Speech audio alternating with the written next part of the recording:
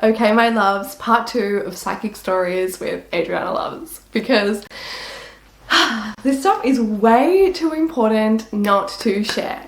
So let's dive in. I'm really excited to share this part.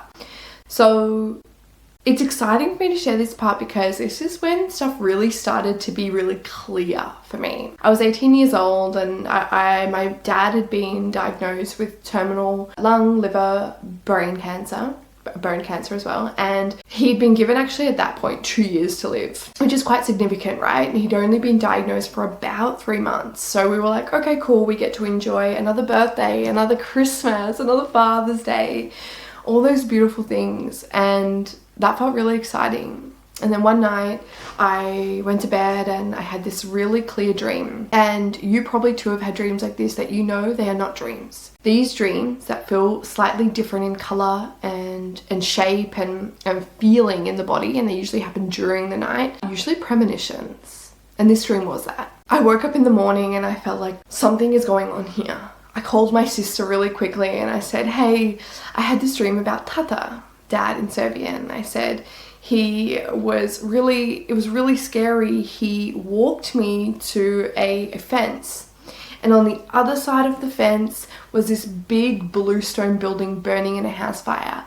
The same house fire that I continuously dreamt about at 4 years old. Continuously, every night. If you watch part 2, I talk about this. And it was burning in a raging fire. And at that point in my life, I had a really big fear, borderline a phobia of any fire. And I've worked on that a lot. And I said to her, and okay, and then that happened, and then he was holding my hand and he turned to me and he said, do you trust me? And I looked at him and I was like, yes. And he dissipated into absolute just dissipation, erosion, like onto the floor, into like dust, into nothing. And I remember telling her this dream, and like a good big sister does, she's 7 years older than me, she said, it's okay, it's just a dream, we'll be okay, he's okay. I was like, I don't know. And I got ready for work. I remember I was only 18, I was working at, I think, Country Road, which is a clothing label store, and my car was at the mechanics and my brother-in-law was driving me to work. And we got in the car and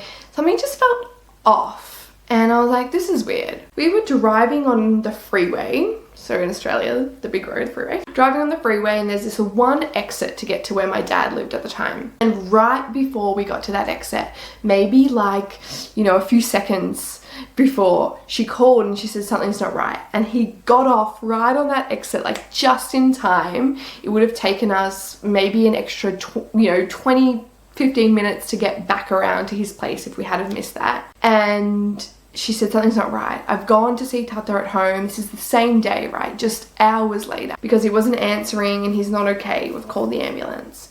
By the time myself and my brother-in-law got there was already fireys, ambulance, and multiple fireys and ambulance there. So sometimes if ambulance can't come on time, they think it's really serious, they'll send fireys because they're not as busy. And we got there and I remember my heart just sank. And I was like, this is it. And they all pulled out, they came, they said we couldn't go inside, blah, blah, blah. And I remember that feeling of fear. He was okay in that moment, and just a few days later, we were told he wouldn't make it, and he actually passed away in hospital. A few weeks after that, my sister said, it came out to me that she said, I called her own best friend after getting off the phone to me, and she said, still gets me every fucking time. And she said, my sister just had a dream about my dad. I know she's really good at this stuff. She's really connected to this stuff. She's really intuitive. Something's wrong. Something's happening today.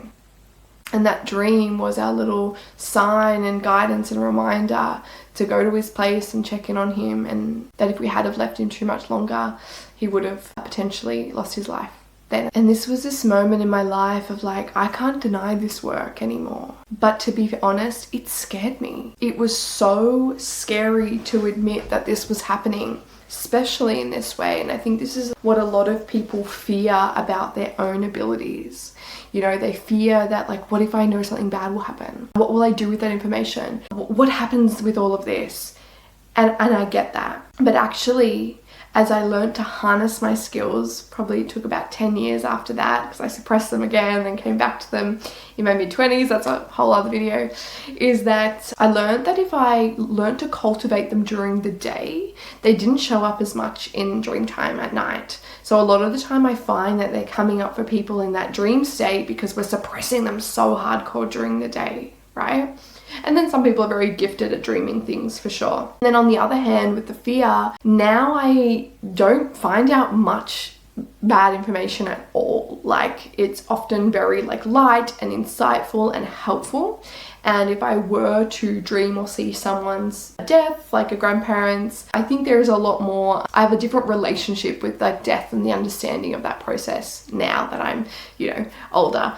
And I think that that's a really powerful place to be. So my loves, I tell you this story to invite you into this world. I tell you this story to remind you that you are not wrong or bad, or there is nothing to be scared of, that this is a beautiful gift you have been given, that the world needs, that your clients need, that your social media needs, and we need to, as a collective, find out how do we get stronger at these beautiful abilities? How do we learn to harness them? How do we learn to channel in what I call a clean way? And how do we deeply accept this part of us? So my loves, if you would love to hear the next part of stories just like this, of how I integrated this later in my life or other crazy, wild psychic stories, let me know below. I would love to hear, and I will continue to share some of this beautifulness. And if you want to learn this stuff for yourself, the Psychic Accelerator program is starting soon, so it could be the perfect thing for you to join into. Check it out below.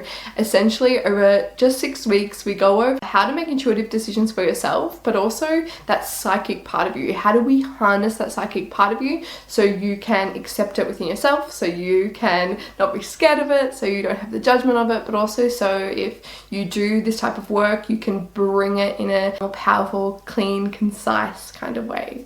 So my loves, I hope you enjoyed this story and I loved sharing it with you. Thank you for being here, and see you in the next video.